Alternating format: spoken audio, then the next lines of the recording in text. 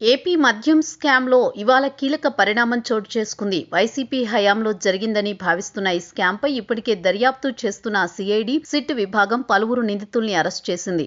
అయితే ముందుగా ఊహించినట్లుగా ఇందులో వైసీపీ కీలక నేతల పాత్రను నిరూపించడంలో విఫలమైందన్న ఆరోపణల నేపథ్యంలో ప్రభుత్వం సంచలన నిర్ణయం తీసుకుంది. ఈ కేసులో ముడుపులు తీసుకున్నట్టు ఆరోపణలు ఎదుర్కొంటున్న వైసీపీ నేత చెవిరెడ్డి భాస్కర్ రెడ్డికి ఎదురుదెబ్బ తగిలింది. వైసీపీ హయాంలో జరిగిన మద్యం కుంభకోణంపై దర్యాప్తు జరుపుతున్న సిట్ అధికారులు ఇప్పటికే చెవిరెడ్డి భాస్కర్ రెడ్డితో పాటు పలువురు నిందితుల్ని అరెస్ట్ చేసి రిమాండ్ కు పంపారు. ఈ కేసులో చెవిరెడ్డి మద్యం సంస్థల నుంచి అందుకున్న ముడుపులు భారీగా ఆస్తులు కొనుగోలు చేసినట్లు అధికారులు గుర్తించారు. దీంతో ఆయన ఆస్తుల జప్తుకు ప్రభుత్వం అనుమతి కోరారు. ఈ నేపథ్యంలో ప్రభుత్వం సిట్ కు చెవిరెడ్డి ఆస్తుల జప్తుకు అనుమతిస్తూ ఉత్తర్వులు జారీ చేసింది. మద్యం స్కామ్లో ఇప్పటికే ఇతర నిందితుల ఆస్తుల జప్తు ప్రక్రియ కొనసాగుతోంది. ఇదే క్రమంలో చెవిరెడ్డి భాస్కర్ రెడ్డి కుటుంబ ఆస్తుల జప్తుకు రాష్ట్ర ప్రభుత్వం అనుమతి ఇచ్చింది.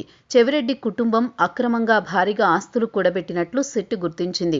మద్యం కమిషన్ల ద్వారా చెవిరెడ్డి కుటుంబం భారీగా ఆస్తులు కూడబెట్టినట్టు అధికారులు ఆరోపిస్తున్నారు. అప్పటి సీఎం జగన్ కు సన్నిహితుడిగా పేరున్న చెవిరెడ్డి భాస్కర్ రెడ్డిని ఈ కేసులో సిట్ A38గా చేర్చింది.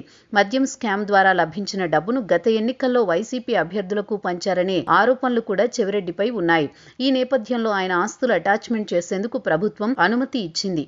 ప్రభుత్వ ఉత్తర్వుల మేరకు సిట్ అధికారులు త్వరలోనే చెవిరెడ్డికి చెందిన 65 కోట్లకు పైగా విలువైన ఆస్తుల్ని అటాచ్ చేసేందుకు రంగం సిద్ధం చేస్తున్నట్లు తెలుస్తోంది. అదే జరిగితే చెవిరెడ్డి కుటుంబానికి భారీ ఎదురుదెబ్బ తగిలినట్టు భావించాలి.